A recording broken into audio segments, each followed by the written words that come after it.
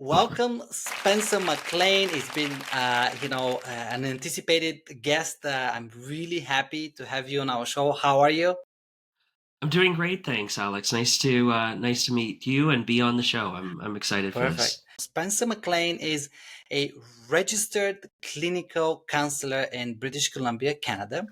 And he's a fascinating individual. He's blind, and he's going to tell us a little more about his fascinating story. So, Spencer, why don't I turn it to you to tell us a bit about yourself, which is what's going to be the first part of the podcast. And then we'll switch into deeper waters and talk about mental health, which is what this show is about. So, Spencer, please tell us a bit about yourself. And again, welcome to the show.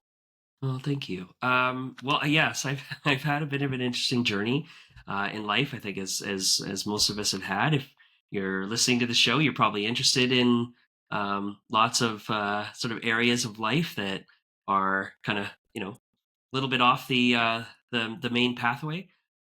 So in my case, I was born with a genetic condition that made it very difficult for my soft tissues to grow. So your retinas in your eyes are sort of soft tissues, Mhm. and as a result of that, they detached when I was quite young. So I've been blind since I was 8 years old, and I'm also in a wheelchair. So I've had to adapt to the world around me, Wow. and ask sort of politely and sometimes not politely for the world to adapt to me just a little bit, with varying degrees of success on that one. But so I've that was my childhood was quite different that way, and through the support of Wow. my mom, who was quite a warrior for me, and my stepdad as well, who was sort of there and really kind of pushing Wow. forward on a lot of things. The had a sort of very supported sort of childhood, but I guess I would say that what kind of led me in this direction, I suppose, was trying to wrap my arms around the fact that I was so different. I think Mhm. when I was a teenager, we all, I think, probably go through the sort of intense emotions of being a teenager and so on. And for me, it was that plus, a significant sense of like, not really knowing how to deal with being different, right? Mhm. And not really processing that very well. A lot of sort of withdrawing from the world Oh, and yeah. listening to angry music and stuff like Well, that. yeah. I mean, how could you? This is not like you're born with this menu of how to deal with such a challenge, right? 100%, yeah. And I think too, like I don't, and I'm be curious, obviously to hear you speak to this, and I imagine our listeners are thinking of this too. But I think when you're that young, you don't really know even what is going on in your brain. Like there's Hmm. a part that is kind of like, okay, this is a bit odd, and then there's a part that's just not even really conscious of what's going on, right? Hmm. And so kind of processing all of that, and and kind of going into my 20s and really starting to change how, because it got pretty dark for me, and I think there was a moment there where I was like, I don't really want to live this way anymore. Like I Hmm. don't. Um, I really, I guess the sort of nutshell thing that that's important in my story is there was a point where I realized I'd received a lot from the world around me, both from my Hmm. family and from Canada as well. Like I was on disability for a while, and things like that, because it was very hard for me to work, and then I was like, I want to give back. I want this to shift so that there's a real, um, for myself, a sense of like I have contributed to the world around me. I've made a positive, I've had some positive influence on the world around me, and so that I could feel good about myself too. And that was really sort of when I got into this sort of field of Yeah. this career, I guess. Yeah. How long has it been, Spencer, since you've been a counselor? Yeah, so I've been practicing for 5 years now. Um, and prior to that, there was a lot of school. Hmm. So I guess I've been floating around in these waters for about 10 years now, I would say, that I've been really kind of really throwing myself into research. I Hmm. love scientific research. I love reading Wow. papers and stuff like that. So yeah, it's been about 10 years now since I started. Wow. Well, as you've been speaking for a few minutes, I want to ask a million questions. I've been writing some of them down. Um, but I mean, for the short time that I've known you, since we've been interacting before Yeah. these podcasts, you are even in your texts and your emails, and of course now speaking to you, you're very upbeat. You are very optimistic. Your voice sounds there's a vibe in it, and even when you send text, there's a vibe in it. How are you so positive given the challenges that you just listed? Yeah, that's a huge question, and I think a really important question that I think has really shaped my life, um, and I imagine the lives of people who are listening to us. So I think, at least for me, when I faced these challenges, or I faced them sort of every day, um, there's a real sort of practical um, mindset that I found myself in. I don't know if that came from my mom or if it was something that I developed because I've just been dealing with this my Mhm, whole life. But mhm, there was a real sense of like, okay, what do we do now? Like, how do we deal with this? Right? Got a problem in front of you. What do you do? And that's not to say that I haven't had really dark moments, because I absolutely have.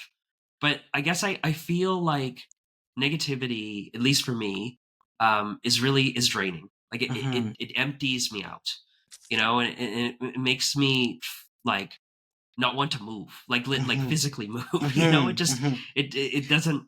Yeah, it's draining. And so I think for me, the positivity part is really around like finding a way to. I guess it's been sort of motivating, right? Like mhm, you're in this position, and everybody's got their struggles. So I think when everybody's sort of facing those struggles, there's a sense of like, well, what is going to get me to where I need to go? And I think for me, it's kind of waking up and going, okay, I got these things I got to do. I want to have a good life. That may be more difficult for me than for other people, but that's just the way it wow, is, right? Other people are facing challenges that I've never faced, mhm, and so that would be obviously a significant wow, challenge for them. And so yeah, I guess that's my answer is it feels like it's more likely to get me to where I want to go because I mhm, just feel better about myself and the mhm. world around me. That's a wonderful question, and just to reiterate it here, negativity does drain us all. It's not just Spencer. Spencer is clearly stating it because it is a fact, right? And if somebody in his situation, it's even more noticeable because he needs that energy more than myself, let's say, for doing practical things in a day, right, Spencer? Like like draining you costs you more. Can I say that? Yes. Right? Yeah, Yeah. yeah, absolutely.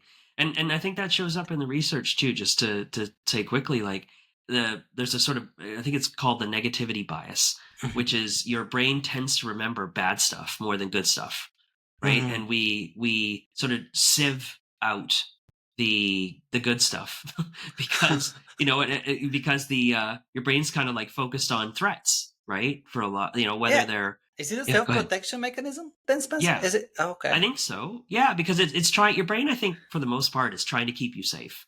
I think that's its biggest task, right? Hmm. Is to keep you, well, safe in the sense of being alive, right? Yes. And so I think that what it tends to do is over identify the threats around us and go protect, protect, protect, right? Hmm. And so the bad things just wind up being, I think, more prominent Hmm. for us than the good things. And so, yeah, I think in that way, it costs more energy. It It's more of our does. focus. It's more of our energy. And so, I think trying to really, and Eh, it's such a tricky thing too, because you don't want to focus on the positive to the extent that you're kind of delusional mhm, about what's mhm. going on around you, Of right? Like I course. think being real with the world, being real with yourself is really important. But I think at the same time, it's like I don't want to be bitter. I don't want to Mhm, be sullen. I want to have people in my life. I want to be sort of appealing to people. mhm, And I think in all those ways, it's like, okay, well, this I think is a better way to go about it mhm. than being grim all the time. No, I hear you, and that's a very important realization. And you're right. People, if you're a drainer, energy drainer, like people will start avoiding you. So that's for sure Yeah. a great realization. Can I ask you, talk a bit about these dark moments? You mentioned them a few times, these dark moments in your life. Yeah. Did they act like almost like a trampoline to go, okay, like maybe hitting a bottom or like a dark moment, and it's like, oh, okay, well, now it's the way is up from here? Did they help you realize, wait a minute, it's a wake up moment? Or Yes, I think so. The way I've always really thought about this is that when I sort of get ready to go to bed at night, when I get ready to go to sleep, there's this moment, and I'm not sure if this happens for you, Alex, and for our listeners, but there's that moment or a few moments before you fall asleep where I feel very like all of your little voices that are getting motivating you or protecting you or whatever, they all kind of fall away, and you're just kind of alone with yourself, mm-hmm, right? And that was usually when my darkness kind of mm-hmm, rose. It was these thoughts of like, oh, like I just want life to be easier. I just want these things to be easier. Just can't this person do this or that thing happen for me, or can't all these things just happen so that this is mm-hmm, easier, and I really felt like there was a moment there where I was like, I can't live with the idea of every night I go to sleep hearing this in my head. Like it felt very corrosive to the mm-hmm. soul, you know? Um Hey, whose like it just voices were yeah. those, Spencer? Was it is that a collection of things you've heard from around you, or is it Yeah. who is that person or voice or voices?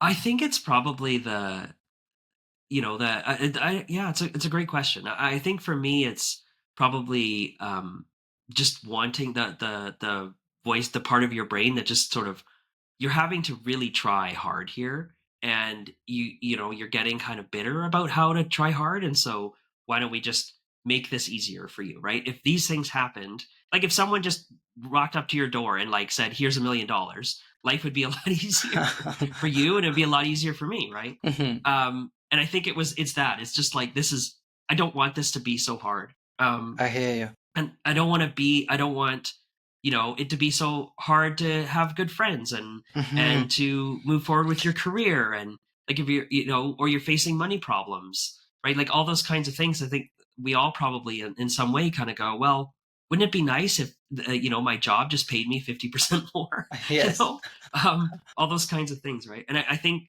it comes from, for me anyway, it sort of comes from that I want to be comfortable. I want things to go my way. It's probably, a healthy dose of selfishness in there, right? Of can't I just be right about these things, and can't these things just kind of be the way I want them to be?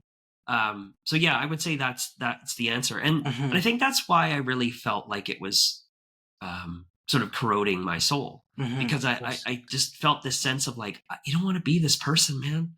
Of You course. don't want to. Good people don't have these thoughts, No. or maybe Fair. not.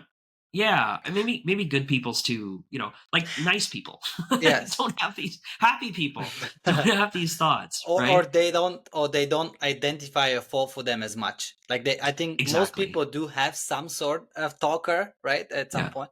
But two Yeah. things you said, they're interesting, that made me think. But you said $1 million at your doorsteps, but I Yeah. also know, I have millionaire friends, and they also Mm, struggle with, I mean, the talker might sound, the topics might be different, but they also have struggles. They yes. can all so the $1 million might fix some of your money problems, or materialistic things you may want. That's for sure. There's no Yeah. denying that. But it's not necessarily silencing the inner talker. No, I think that's very true.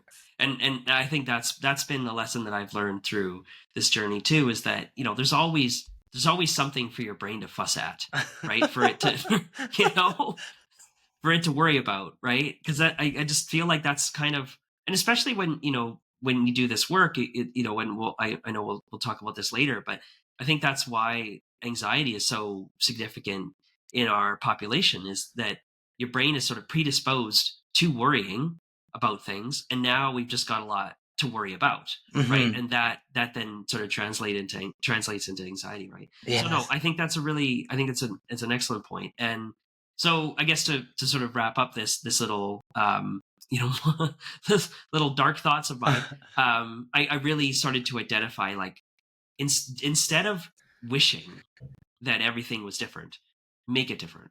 Like, Beautiful, do something for beautiful, yourself to make it beautiful, different. beautiful, You beautiful. know? Yeah, This is really difficult to top. Do something. yeah, Do something. yes, This is a few words, but they're so powerful because, like, earlier in this conversation, you said how you can get imprisoned and not move from your thoughts. Like you yeah, get so dark, and that's it. You're not doing anything. You're staying in the mind, and you kind of create that rabbit hole. Another thought that I had 100%. about what you were saying is, and I've heard that I talked to a psychiatrist, I think he was, but years ago, maybe more than a decade, and he was saying something about that complaining when you get on the dark side and the brain is like, well, I wish this was that, I wish we had this, and these people did this for us. The complaining part, he was Yeah, saying that as a child, like as a baby, as a toddler, when we yap and then scream or cry, we get things normally, like yes, around three yeah. months old, when I'm 10 months old. Do you think that actually then translates into the adult brain now being able to talk and just complaining, hoping that, well, I complained when I was 6 months old, I got things. If I'm complaining long enough now in my own head, I'll get things. Do you think there's a connection there? I think that makes a lot of sense. When you lay that out, I'm reminded of one of the sort of core ideas of, there's a very sort of, I would say, sadly common, sort of psychological disorder called borderline personality disorder, Okay. which is where people experience really intense emotions. And one of the sort of core ideas of that is sort of what you were saying, is that our brains are sort of trained from day one to sort of reach out to the world around us, and to try to sort of get feedback from that world, or get comfort and safety, and from that world.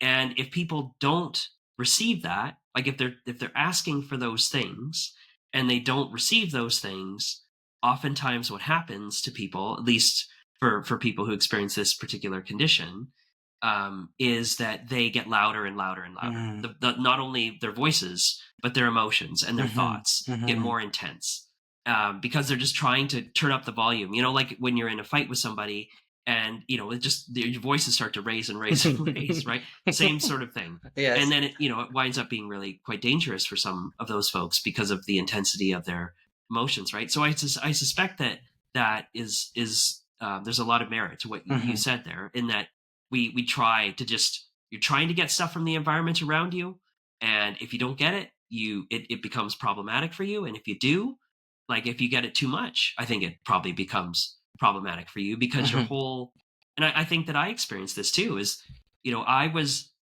the special person in my family, in my sort of world. Every room I was in, it was always like, look at the guy in the wheelchair, like, right, like this is the blind guy in the wheelchair or whatever. Wow. And I'm not saying that I'm not saying that there's obviously lots of other special people too. What I mean though is, when you're the object of interest, it is very easy to sort of be like, well, can you get me this? Can you do that for Oh, me? Can you, wow. you're always receiving from other people, right?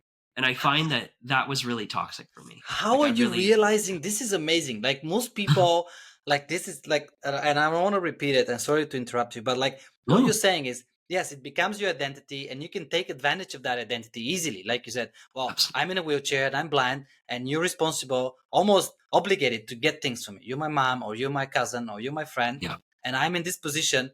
You should help me for pretty much anything I ask you. And you're realizing that, wait a minute, that's not right. No, and because it just makes you selfish.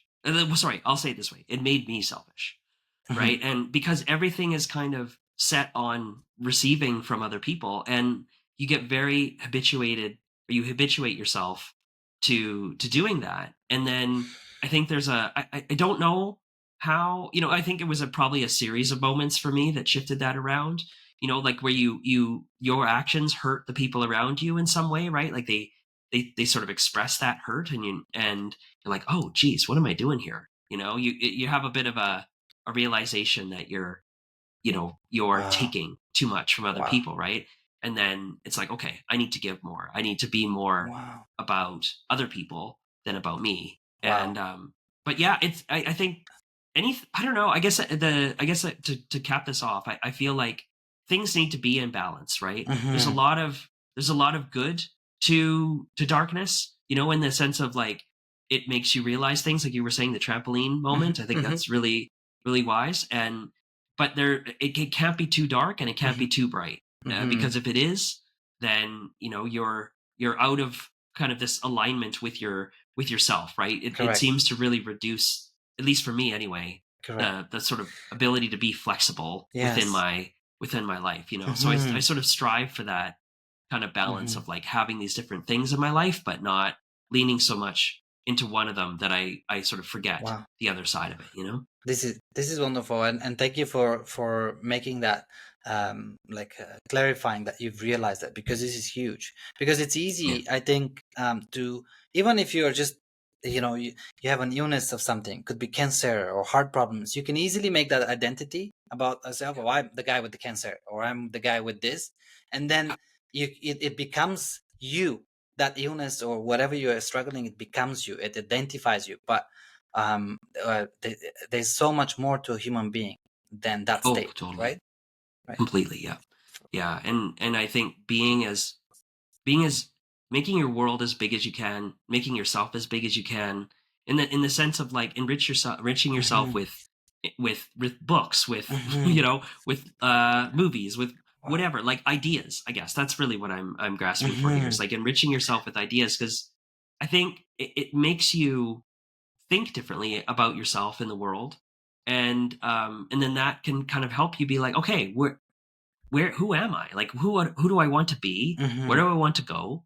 And how am I going to get there? Because no one is going to carry me there. Hmm. I have to do the work to get there, you know? Exactly, exactly. Can I ask, in your practice, you see patients or clients, that are searching for, they have a reason to come to you, but from your perspective, what are you most passionate about helping clients through? What are some of the areas? Well, unsurprisingly, I guess, for people who've been hearing me speak so far, I'm really interested in sort of people reaching their potential. Um, you're right. I see a lot of folks with trauma and grief and anxiety and depression and substance use. I would say those are probably the big five, you Hmm. know, Hmm. 5 or 6 things that I see in my practice. And you know, I guess I should add, there's probably two things. One is, people reaching their potential, because we're all capable of so much. Hmm. And it made me, if I can sort of digress Yeah, for a second here, like please. it makes me think about that phrase, like, you know, you can do anything, or your dreams can come true, and all that kind of stuff. Like, there's a lot of merit to those ideas, because I think it drives you to try. But I think that, for me anyway, I think they tend to sort of defeat some people too, because if you said to someone like me, with my condition, with my limitations, like, you're going to be an Olympic skier or something like that, you know, if I said that to myself, it's like, there's no way that can happen, right? Hmm. Like that's not possible. It can be So demotivating, right? In a way. exactly. And so I think there's this middle ground of like, okay, how can we enhance all of the sort of positive sort of motivational aspects of you, so that you can do the things that you want to do, that will get you Hmm. to where you want to go, Hmm. right? I think that to me, that's the sort of core um interest for me, because watching people uh, sort of flourish in that, you know, watching them, like, I've had clients who were really stuck in really crappy jobs, or stuck in really bad family situations, or just sort of thinking like, I didn't want to, you know, I don't know, I guess I should just trudge away at this for the rest of my life, and watching them kind of make decisions to make their lives bigger, and move forward with things, and sort of try to actualize their their dreams, there's nothing like that. It's so Wow. cool to be part of that, you Wow. know. Wow. So that would be my main answer, and then I guess just quickly, the secondary one is, we've had I work with, you know, a lot of folks who have experienced trauma. worked with a lot of folks who are indigenous that have experienced Hmm. a lot of trauma, and that's been a real honor of my Hmm. career because it's made me read a lot more about our history as a country Hmm. and really come to a lot of sort of realizations that are probably outside the scope of our conversation here. But it's I think the helping people break the bonds of intergenerational trauma, Wow. intergenerational trauma within the family um, is a real it's a beautiful thing. Watching people raise their kids without putting these generations of stuff of Hmm. darkness onto them. It just sort of makes it makes me shiver. It Wow. gives me goosebumps to sort of to be in the room with people when they're sort of letting go of a lot of that stuff. It did to me right now as I'm listening to you speak. Those two areas that you highlighted. Wow, you're. I have a huge respect for what you do. This is amazing, and I'm sure you do a very good job. Yeah, And then it kind of seems like a good transition to go much deeper now, and specifically talk about all the work you're doing and the mental health sure. topic that we gathered here to speak. But before I do that, I just have one last question out of curiosity, and sorry if it's too personal, but like No. my mind is just wondering, okay, you wake up in the morning, like when I wake up in the morning, I get a lot of things that you have to work extra for. I get them for Mm, granted, like getting out of bed, right. going brush my teeth, making my breakfast, whatever I do, go for a run, swim. So how like if you can briefly walk us through like how do you compose your day? Yeah. Okay. Well, you're right. I think it is probably I have to put a lot more sort of energy into some of these things. But I would say that I guess what I do is I try to think of it as life support. So what I mean by that is, if I don't wake up in the morning and stretch and exercise and build my upper body, um, if I don't do those things, I am going to be, a pretzel by the time I'm 50 or so. Like I'm not going to have a lot of flexibility just because of my condition. I'm going to have a lot of pain. And I do, now have pain. And so I guess I think of it as like, okay, you have to do this so that you can have the life that you want to have. That's the thought I would say that sort of Okay. keeps running through my head. You have to do this to have the life you want to have. And so in terms of structure, I wake up and I make my sort of vile concoction of sort of healthy stuff, your collagen and all those kinds of things, because that sort of helps with my condition in Hmm. particular and things like that. And then I exercise. I have a sort of machine that works my arms like almost like a like an exercise bike that you would do for your legs, but Okay. it's for your Yeah. arms Yeah. instead. Yeah. Thing I do that kind of thing, and I have weights and all that kind of stuff, and I do that, and then I get ready and I go to work. I have my sessions through the day, and then in the afternoon I kind of go back and do more stretching and things like that. So yeah, it is um, a lot of time commitment to that, but I guess I think of it as like expanding the opportunities for myself, right? And that's sort of how I tend to make sure that I'm not sort of going, oh, I'm Hmm. not going to do that today. It's too Wow. much. You're Does that make amazing. sense? Yeah, absolutely, it makes sense. Like if you want to have the things, or you want to get the life you want, there's a motivation that kind of drives you. And then you said also already that you're very practical, so you get things done basically. Yes, You don't. and I would Mhm. say too. I heard this one time. I have no idea if this is true, but it's always stayed with me. There's a horror author from the 80s and 90s named Dean Koontz, and I remember hearing this anecdote that he would type out. He would say, "Okay, I'm doing one page of my book every day. I'm not doing more than one page. I'm going to make the page as good as I can make it, and then it's going face down in the bottom of a shoebox." So that every if he does that every day of the year, he's got a 360-page book, right, at the end of the year. And I really hold on to that because I think when we think of the things we're trying to do and get them done in like a week or a day or whatever, they're insurmountable, right? They're gigantic. Mhm. And so like if I just trim this down into like, if I did this for 20 minutes every day for a year, you know I don't know. I'm gonna be terrible at that math. What is that? Like 120 hours or something? You know, you got like a couple weeks worth of work in there that you've done, Absolutely. right? Yeah, Absolutely. This is a very interesting topic, by the way, that the brain sometimes when it looks at the mountain and it can get demotivated or say, well, I can't climb that mountain. But if you make that first step, like you said, and then they can make another one and make another one, 6 hours later, you're halfway there, for example, right? But totally. if you try to look at it, the whole thing, it can be discouraging. And I thank you for bringing that up. I want Yeah, to switch now and switch to the topic. We've talked about it already in this first 30 minutes, but mental mm, health, there's a lot of, um, I don't want to say noise, but there's a lot of talk about mental health in the last several yeah, decades, and rightly so. I mean, I don't yeah, think there's anything more important than speaking about our mental health and mindfulness in yeah. general, right? It's a big topic, and that's, Absolutely. I understand why this is so spoken about. But the noise doesn't always comes from the outside world. The noise also comes from the inside world, which is what I want to talk about here. That voice or voices, I at Mind Triumph call it the talker. And my first question to you in that second part of our conversation is, when I say the talker in you, what Yeah. comes to your mind, Spencer?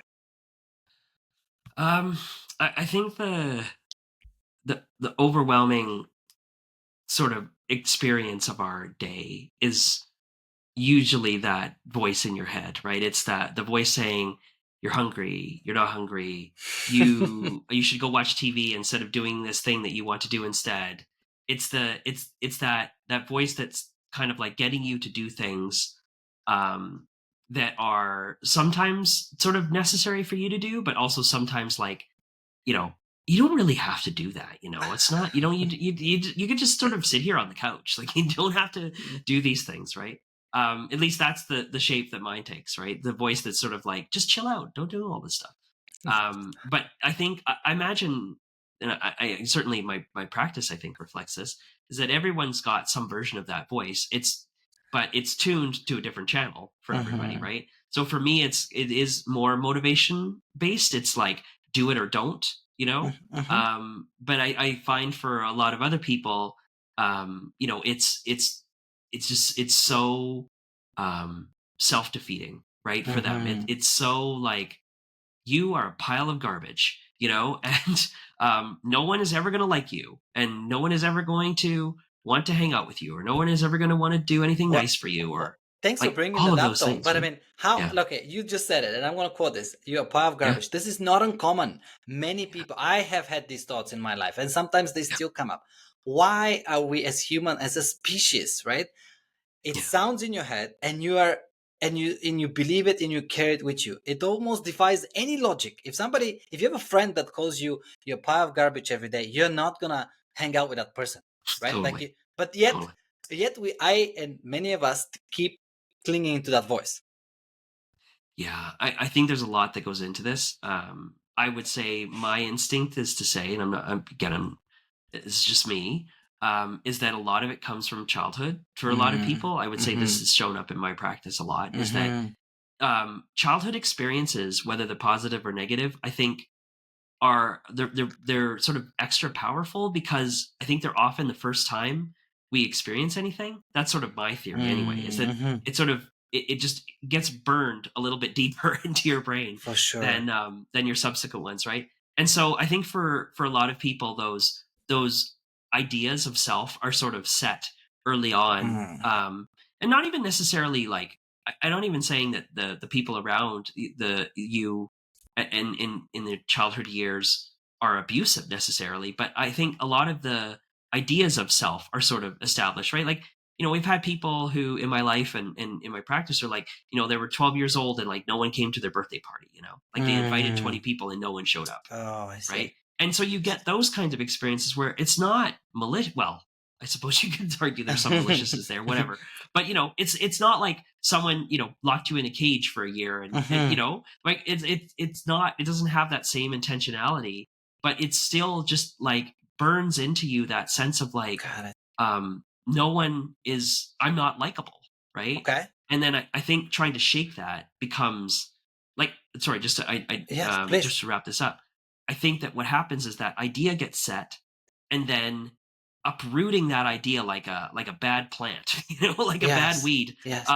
just becomes really, really difficult to do. And our brain just goes, it gathers up all of the information in our around us that confirms that negative idea, and Mm, it ignores all the information that would disconfirm that idea, that would challenge it, right? got That's it. that's sort of how I tend to think of it. Got it. That's a wonderful answer. But if I take this example with likable, so say that happened to me. I had a birthday, only one person showed up, and my brain assumed it's because I'm unlikable, not because the weather was bad or people had other plans. And let's say that's the truth.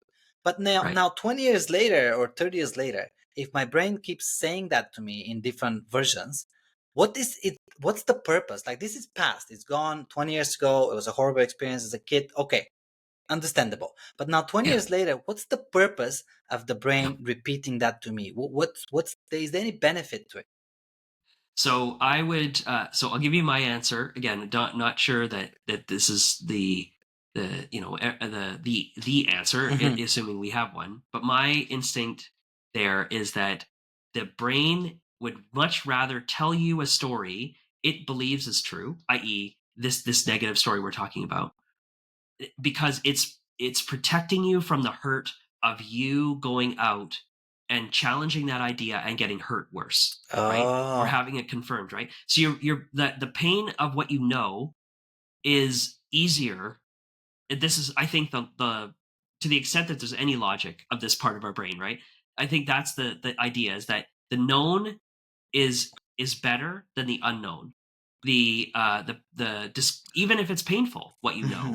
is better than the unknown. And what if you went out and you challenged that idea and you got it confirmed for yourself? This is what your brain will often say, right? You got it confirmed for yourself. What if you have another birthday at 35 and nobody shows up? That would be so much worse.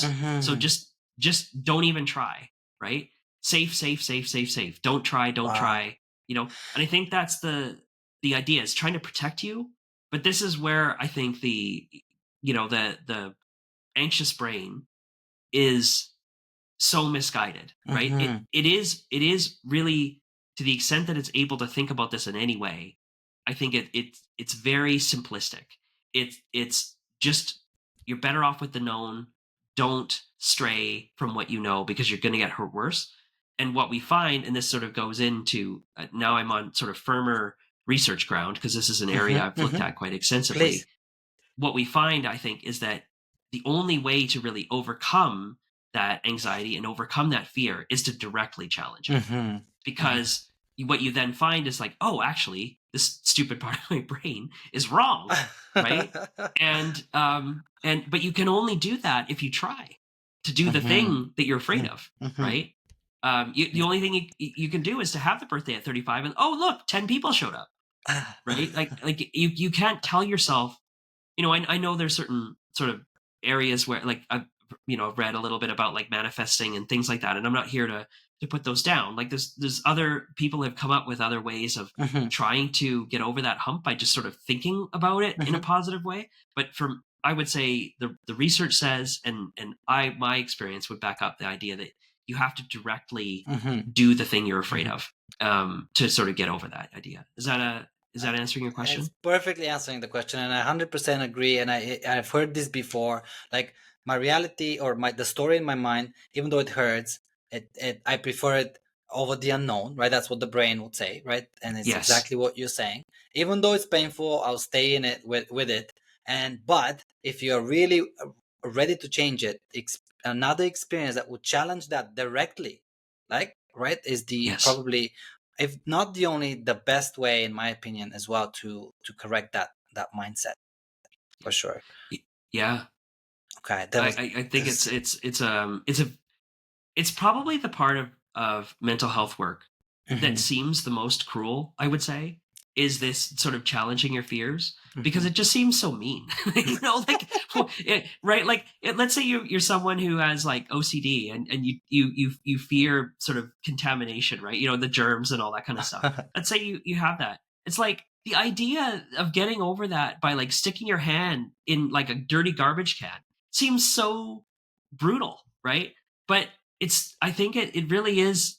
It's why I just have so much admiration for people like you and the people who are listening to us who overcome these kinds of fears and Hmm. this kind of negativity, because it really does involve kind of go but challenging that directly, having the courage to challenge that directly, and regardless of whatever the fear is or whatever the anxiety is or whatever the anxious thought is, and going, no, I don't want to be this way, I don't Hmm. want this, and I'm better than, or not better, but I'm more than what this voice is telling me Hmm. I am. Wonderful. No, and it is. I love it. It's like there's nothing for me to say more than that. Like it's perfect. It's perfect way to end that one question. But the Yeah. other one that I have for you, again, going deep on that, the inner critic, Hmm. that talker that many people have, many of us have, they show up in your clients, I'm sure, in your practice, people who are dealing with, like you said, anxiety, depression, or trauma. How does the Yeah. talker actually show up? What are some of the things you've seen, kind of across the clients that you're working with? Yeah, that's a great question. How does the inner critic show up? So I suppose it shows up I would say mostly in the form of, remember this time when you did this really stupid thing? Remember this time when you wanted to, just leave this world? Remember this time? Like, remember? It's Mm-hmm. a lot of it is holding up Oh, the worst sort of experiences of your life, right? I would say that's sort of what I see the most. I think the other way that it shows up a lot too is, um, in addition to that sort of protective thing that we talked about before, mm-hmm. is a sense of like, you know, don't don't think you're good. Like, don't think you're special. Don't think that you can do these things. Just kind of do what is normal. Do what is normal for you. Just stay where you are, and you'll be okay. You won't like yourself. You won't like your life, but that's better than hope. Hope. I would say, like, hope, it tends to be something that is pretty scary for a lot of people who have the inner critic, because it's the idea that there might be something different, and there might Oh, be something that I can sort of do that might shift my world. And but yeah, I would say, for the this, most part, it's the holding up your worst experiences, and just making you feel terrible about yourself. okay. And you touched on something deep. So, and I have very similar mindset about hope, because I think hope is actually, um let me put it correctly here. Like, hope is it can be a challenging, is it a feeling, or let's go with a feeling, or I don't know, what would the hope be? Is it a feeling or Experience, a maybe. Yeah, mindset? Yeah, experience, yeah, yeah. Mindset's good. Yeah. mindset, right? Because like you said, you can continue or stay in that mindset of hope that tomorrow or next moment or 5 years from now will be better, and actually miss out on life altogether by hoping that tomorrow would be better. Is that what you're referring about Yes. hope, Spencer? Yeah, I Or think so. It's extending this varied. It's the unknown, right? I think I was going to go into this Mhm, long extended metaphor. I'm just going to stop. It is. It really is. Hope is the unknown, mhm, right? It is the new. mhm, It is change, right? Like, I think for you to really embrace the hope and try to do something with the hope, it that's what it represents, is something, the hope of something being different. And I think for a lot of us, humans, I mean, I think there's a sense of, like, you're sort of hoping that things will change without actually doing anything to make them different, right? You're just sort of wanting it to be different, and so you have mhm, this hope, right? mhm, But I think that's where it becomes really dangerous for people, mhm. because you're not actually acting. Acting, You're not yeah. taking the wheel of your own Mhm, life, right? mhm, And driving it anywhere. And I think, to me, if I was to sort of try to harness hope in a positive way, it is giving you a signal for what you really want to be different in your life. If you're mhm, hopeful that, your partner comes home and doesn't, physically, or, in some way abuse you, if that's your hope, that they're not going to get angry and throw a dish past your head, then that's telling you you're in an abusive relationship, right? And that Mm-hmm. person in that situation may not know that they are, right? Because it's just normal to them. I mean, it's upsetting, but it's also that's the life that they've lived for however long they're with that person, right? So I think Mm. using hope as like it's the light that's sort of like, hey, you might want to go in this direction, right? Yes, You might want to think yes, about these things that yes, you want to be different. And then I think the next step for me is like, okay, then create a plan, right? Like, how do I go in that yes. direction in a way that doesn't completely scare me to the point of paralysis, right? Like, Yes, you know what I yes, mean? yes, I do. Yeah. I totally understand what you're saying right now. So, and then you put it beautifully. It's a signal that, hey, there's something, there's a change that I need, that I want. There's a hope, right? But Yeah. as soon as that hope is detected, that signal, like you said, it needs to result into a plan and an action. Yes. Otherwise, it becomes a tool of the talker, which will continue, stay and circle in your story, imprison you, recreate the reality that you're hoping it will change, but it will never change. 100%. And I'm gonna take this opportunity of you saying that to just really double down on this idea. I think if I was to communicate anything to a sort of general audience about mental health, I would say act, like do something, like we talked about before, right? Because I think that's the part where people get the most stalled out, right? There's this whole people can Google this if they're interested. There's this whole model of called the stages of change in therapy, which is there's usually five of them, and action is the sort of second to last one. Mm. Because a lot of it is like thinking first, like realizing that you need to make a change, planning on how to do it, right? And then and all of that. And acting is pretty late in the game. But to me, I respect that. I respect those stages of change. They're really based on a lot of research and stuff like that. But I think that I feel like what happens to a lot of folks, especially the people that I sort of see in my practices, we talk a lot about things, and then that they might feel better for a little while because they talked about them, Mhm. and then think, hey, okay, this is getting better. But I don't, and maybe it is for a Mm. little while, but I Yes. don't think that anything substantially changes for us without doing something about it, Mhm. like actually like Wow. acting, Okay.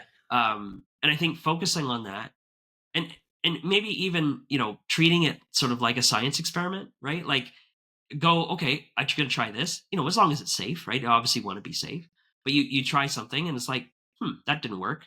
Learn something from it and try again, right? Mhm. And change it, try again, change it, Mhm. try again, until you found your way forward, Mhm. right? But everything that you're doing then, if that's sort of how you think about solving a problem, is to try something, learn from it, and try again, Mhm. is all of your energy is focused on trying to solve the Mhm. problem instead of Mhm. dwelling Mhm. in the problem, Wow, right? this I wish you could see me now. Right now, I'm glowing. Smile is end to end, and it's because it's really it's a big cornerstone of my belief system, Spencer. As I don't even want to say belief system, but knowledge system. If I say knowledge is because it's more certain than belief. It's a knowledge in Yeah. me that Yes. acting actually puts the talk on the back seat, because the Yeah. talker doesn't want you to act, because acting would result into new information. It results in new experiences, often defying the lies that you hear in your mind, right? That you're not good enough, that you can't do this, that the friends won't come to your birthday, etc. Whatever the stories are, but acting opens up the door to new experiences, new information that often will shut the talker up. So the talker would never encourage you to act. You might stay in, like you said, Spencer says, in the thinking part, in the contemplating part, in the what if part, and then at the end of the day, if you're not putting this action piece in place, you may be excited about lifting 200 pounds, but until you Yeah. get to the gym, you got to have a plan, and you got to actually start Yes. working on that plan, right? Yeah. Exactly. Absolutely. Absolutely. And Wow. I think it Wow. it prevents you from stalling out, right? I Mm-hmm. think that you mentioned the gym, and I think one of the things that I notice a lot, and have noticed a lot in my life, and especially in this career, is that we often will want to make a change. You reach that point of making a change, and that's usually when you have the most energy to do something about it, right? The New Year's resolution, you go to the gym for a month, you're just like super enthusiastic, and then February comes along and you're like, screw it, right? I don't want to do it anymore. And so I think that act, that just always do something, is really important. And then I think the second part is, do what you're capable of doing for a sustained period of time, right? Like, if you genuinely are going to change and you want to change something, um and if it's something you could change in a day, go for it, right? But if it's something if you're gonna try to lose 30 pounds, or you want to like learn how to run, or mountain bike, or any of these kinds of things, like, give yourself, you're far better off. I'm gonna put it this way. I think this is probably the less long-winded way of saying this. You're far better off succeeding at small gains over time than you are in failing at large gains in short periods of time. Exactly. Right? Exactly. Because yeah, go ahead. Can I suggest the word maybe? Are you maybe looking for the word discipline? Because that's one of my favorite Yeah, words. I think discipline is great. And I think success is important too. Like, we feed off of feeling like we made progress on stuff, right? And so if you set small goals and you succeed at them, that makes you more motivated to move Continue. towards the bigger goals and the bigger goals and the bigger Exactly. goals. But if you set the big goal and you don't succeed at it, it's just so deflating. Exactly. Right? So it's doing something, and doing something that will lead, hopefully, to success. Wow. I think of the big parts of the I like it. trying to make positive change against the talker. I really like it. And speaking about action and discipline, I would like for you to give us some actions or some tools that you have seen that work with your clients when it comes to silencing the talker, or like maybe changing the voice of the talker. Is there anything actionable that our listeners can take away from you? Absolutely. Okay, I'm gonna offer a tool that I learned from the great David Burns, who, if folks want to look him up, he wrote "Feeling Good" and then "Feeling Great," which I think are two really good. He was one of the founders, or is one of the founders, I should say. I shouldn't. He's alive and well. I shouldn't prematurely put him in the grave. The One of the founders of cognitive behavioral therapy. And he has this really neat tool that I think is and everyone could kind of modify this for themselves, but it's basically like recognizing that what we say to ourselves is not what we would say to other people, right? Like, if you took all the things that you like, okay, well, let's go use our example that we were using earlier. It's like, you are a pile of garbage, right? You would never walk up to somebody and say that to them. You'd never say that to your friend. You didn't never say that to, well, maybe in a moment of excluding moments of pure anger, right? Like, you're not normally going to say that to other people. And so what he has people do, it's called the truth and compassion technique. So if people want to Google it, that I don't want to go into all the details of it, but basically the idea is, only say to yourself what you're willing to say to other people, or vice versa. If someone walked up to you and it wanted comfort or whatever on say, like, let's say it's an issue that you wanted comfort on, right? You sort of have this thought experiment of like, what if someone walked up to you and was like, hey, these are the things that you're dealing with, da, da, da. What would you, and thinking about what you would say to someone else then has to be the stuff that you say to yourself, right? And so finding those ways, I would say, only say to yourself what you're willing to say to other people, right? Beautiful. And I would even modify it to your friends, right? That for me would be stronger if I say what would only say to yourself what you'd say to your friends, right? Totally. I think, and it's a great way to put it. And I just think that finding a way to put a ceiling or a floor, it's probably more a floor, on what you're willing to say to yourself, because this is so negative that no, I wouldn't say this to someone else. I wouldn't say this to my friend. So I'm not saying it to myself. I can only say to myself what I would say to the sort of people in my life. And Got it. And I think it helps you recognize that voice. I think, just to sort of sum this up, we are very capable of losing touch with what is reasonable to say to yourself. Mm-hmm. We get very used to saying really mean things to yourself. And so there needs to be a way, and I encourage everyone to find their own way to do this, but there needs to be a way to like check yourself to go like, wait a second, I've lost my way here. This is not a reasonable thought. This is not a reasonable sort of feeling. It's too intense, it's too Mm-hmm. dark, it's too negative, whatever, right? Mm-hmm. And then to go, okay, what is a more reasonable, this is probably the core of a lot of the Mm-hmm. work that we do, right? What Got is a it. more reasonable thing to say to myself, right? Got Because it. you might say like, okay, instead of like we might do this in therapy, right? It's like instead of you are a pile of garbage, that's way too intense of a thought.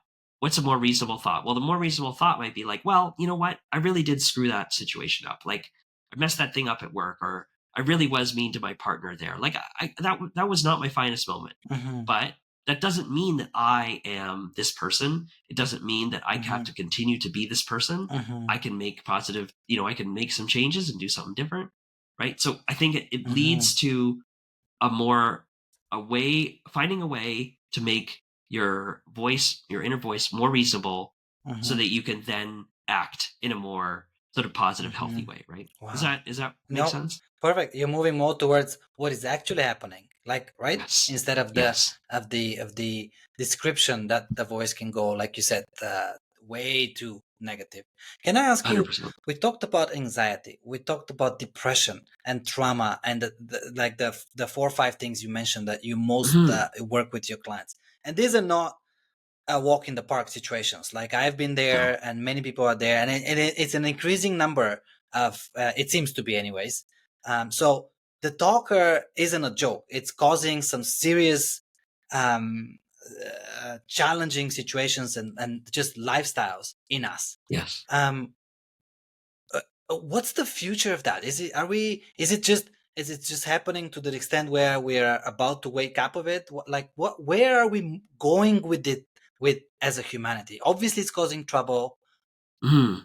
Is there a light at the end of the tunnel? I guess I'm asking with all this. I think so. The way the Okay, I'm gonna make this as short as so succinct as I can. Hmm. In researching anxiety, I found some really interesting arguments about why anxiety is increasing, and this, trust me, this is going to lead to an answer. Hmm. Okay. um, and because there's a lot of concern in the research around why is it increasing, um, why is it increasing so much, and why is it increasing now, right? Like I think there's a sense of like, okay, social media is driving a lot of the blah blah blah, right? Our modern society and so on. And there's I'd certainly like to see more research into this area, but the argument I found quite persuasive is that actually anxiety has been increasing since the 60s, long before we Wow. had all of these systems. Hmm. And one of the explanations for that is that we're sort of broadly, people identify more, I should say it this way, people identify more with a materialistic, Hmm. externally motivated life, right? Or Hmm. externally validated life. We identify more with like, I want these things. If I have these things, I'll be safe. Or if I have these things, I'll be successful. Hmm. Um, and rather than a more interior, enlightenment based life, right? Of Hmm. like, I want to be happy with myself. So what I would say, and the reason I'm sort of laying this out is that I think the problem with the inner voice and with the talker is that if you make your if you make your happiness contingent on external success, um, it's very difficult for anyone to be happy or Hmm. content, because there's Hmm. always something more. Hmm. You reach that goal and then you realize, oh, actually, no, now I want more, and now I want more, and now I want higher, right? And I think that there has to be the light at the tunnel, I guess I would say, has to be an acknowledgement that if you're going to be happy, it has to come from sort of within yourself. It has to Hmm. be related to your own sort of Hmm. place in the world, with, like the life that you want to live, right? Yeah. Why are you here? Why these are the questions I sort of ask my clients a lot. Why are you here? What is the purpose of you? Right? Wow. And I think for me, and for lots of people have different answers. For me, it's, I'm here to learn. I'm here to have experiences. I'm here to sort of move forward with my life, right? Like in the sense of like, I want to experience things. Wow. And so finding a way to feel like you have purpose, finding a way to feel like you have focus in your life, or that every day has some meaning attached to it. I think all of those things will generally lead to a quieting of that voice because we're not focused so much on the noise from outside, right? This is beautiful. So, I mean, and I'm writing as you're speaking, Spencer, but and just to repeat that one line that was going to stick with me.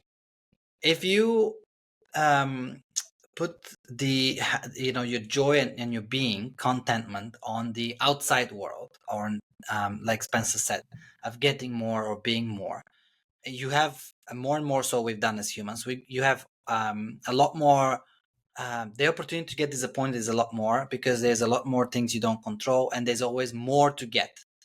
But turning that inside towards you and finding joy in your being and into the experiences you have on this planet, coming out from curiosity, the joy of life, then the talker would quiet down. Then you'd have a more wholesome, like a fulfilled experience as a human. If I can sum this up, that's what I heard Yeah. at least. Is I that? think that's very well said. Yeah. And I think that, yeah, it makes you focus on having meaning and purpose Hmm. in your Beautiful. days. And I Beautiful. think those to me, meaning and purpose are the anecdotes for that kind of negativity, right? Like because it just Wonderful. it gives your life, like it just makes it feel like it's worth something, you know? Wow. Well, for the listeners, if you haven't yet written down Spencer's name, I'm going to put it in the description because I want to call him and have a session with him because it's such amazing. Some of the philosophy that we've discussed or his approach to clients, it's absolutely extraordinary. A few more questions though, because I'm burning to ask, and there's a lot more. And I'm hoping we'll have a part two sometimes down the road, Spencer, because I'm really enjoying this. Um, we haven't talked about men Okay. particularly in the world of therapy, and it seems Right. to me, based on my experience and based on what I've read, is that men are traditionally more reserved towards asking Mhm. for help or reaching out for help or talking about mental health even in general. Can you talk a little bit about it and maybe even give advice to men that are listening out there of how to approach this? Yeah, so I agree with you. It's really challenging. I think there's a general sense of well, I guess it's bigger than, maybe this will be part of our part two down the road. Will be kind of like the cultural constraints and the societal constraints that are placed on gender, right? Mhm, On men and on women. I think it's a loaded topic, but it's mhm, an important one because I think men get put into a box mhm, in a lot of the same ways that women get put into a box. And so it's just that the boxes are different, mhm, and in the case of men, it's sort of like, don't be emotional, don't be weak, all those kinds of things. I think it makes people really worse off mhm, for denying these experiences that all of us have, right? we mhm, and I guess so. I guess maybe there's two thoughts here that I want to share. One, um, I think you want to think of therapy and mental health generally as brain coaching, mhm. right? Oh, It's oh. if you yeah, like if you have a broken foot, you go to a doctor and then you go to Mhm, a physio, mhm, right? Um, Having difficulties with your brain is no different than having a broken foot, mhm, right? It's not it's not any more like weak or anything like that. It's the same problem. It's trying to find solutions to an experience that you're having, right? And I think we see this in like high performance athletes too. Like all of mhm. them get this kind of counseling. Of All of course. them get, so like we're talking about some of the most high performing people in our society you get this, right? It doesn't mean that you're broken. It just means that you're trying to get the most out of yourself, right? Mhm. That's sort of what I'm thinking. So And I, see I, it I as a go ahead. positive, right? See it as this is Yeah. an addition to me. I'm not broken, as in weak, but this is gonna make me better. Yes. Yeah. Yes. And I would say the second sort of significant thing in addition to that I would say is that there is, I think, a hesitation for men in particular to be kind of open, emotional, all those kinds of things. They don't if you're not generally that emotional, then that's fine. There's nothing wrong with that. But there's this like this idea when we come up upon this idea of like I'm supposed to be a certain way. I'm supposed to be this. What I would say is you're you're far better off in life owning who you are than being what other people want you to be, Mm, because you may conform, you may twist yourself into the shape that other people want from you, but in the same way that we were talking before about that those external validators, right, of success, if you're chasing other people's approval, it will never come, mhm, because to me anyway, on some level it seems like other people understand that you're doing that, and also you are not able to ever really like see them approve of you anyway. There's always something more. There's always something past what you're shooting for there, right? There's always more approval or mhm, more chasing that you could do or more successful people that you could chase their approval. mhm, It's a never ending thing. mhm, Whereas if you own who you are and you are content with that, and obviously I'm making room here for like you may want to make changes. I'm not saying you mhm, should be like just so okay, I am who I am and therefore I'm going to accept who I am. mhm, Like you want to make sure that you're sort of going towards the person you want to be, but like allowing yourself to accept who you want to be, if that's non-conventional or mhm, unconventional, you're just way, way, way happier mhm. with that, I think, because there is an end to that. There is an acceptance of that. You're not chasing anything. You're just I like sort it. of allowing yourself to be who you want to be. And I think there's no weakness in that. Other people, they can say like, oh, you freak, you whatever, you this, you that. And it's like, well, I'm happy with who I am. I'm not chasing your approval. So if you want to express that negativity to me, you can, but maybe you need to sort of check yourself there, because Mhm. why do Yeah. you feel the need to tell me that Yes. I'm this person? Yeah. Why do you feel the need to tell me that I'm broken Yes. or deficient, right? It leads to that kind of personal confidence or personal strength, I think. Very, Does that make very well. sense? No, it makes perfect sense. Very well said. Thanks, Spencer. Last couple Yeah. of questions. One is if, and again, like this is very. We're trying to generalize here. I know that might not be correct, but I'm curious from your perspective, men and women. Have you noticed the difference between the talker as far as level of negativity or just different types of voice? If you were to try to kind of create this generalization between the talkers in female and male. Yeah, I would say that yeah, and again, generalizing. I mean, one of the just before I answer that question, one of the core lessons I love to communicate to my clients and to people about men and women is that in all of the social science research backs this up, like all of it. Every time this gets studied, it shows that there is way more of a variation within a group than between groups, right? There's way more difference. Like, let's say, just to drive this point home, like the height difference in men is huge, Hmm. right? Like you take the shortest person and the tallest person, it's gigantic, right? Hmm.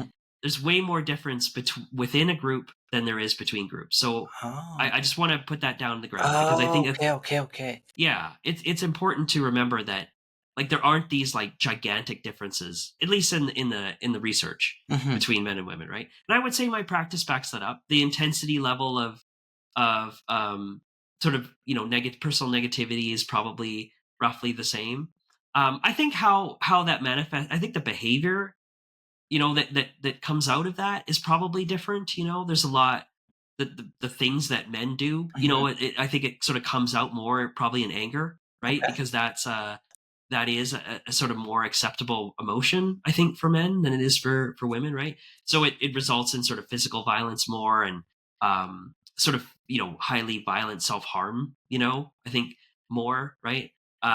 Whereas for women, I think it tends to be a bit more social. I would say that negativity, it tends to be a Hmm. bit more you're socially withdrawn and you're things like that. But again, that's just my experience. I would Yeah, say that yeah, intensity is the same, but the behavior that it's different. manifests from it is probably a bit different. That's very interesting. I don't think I've quite put it that way in in my thinking. But yes, behavior would be different because we express differently. So Yeah. um, that's a good answer.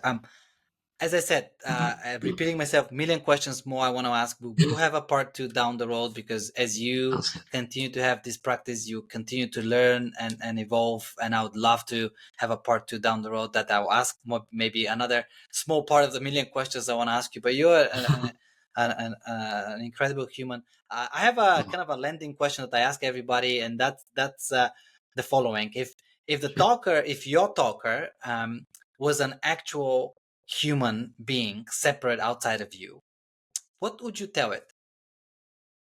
What would I tell it? Well, I love that idea.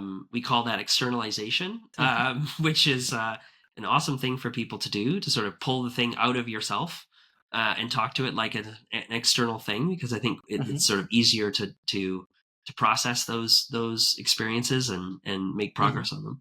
What would I tell it? I would tell it, I know you really, really, really want me to be lazy, but I got too much stuff to do. I want to. I'm sort of in the early stages of writing a book about therapy, and so I want to do that, and sort of trying to do that while doing my career, or having a very full practice and all these other things is not always easy to do.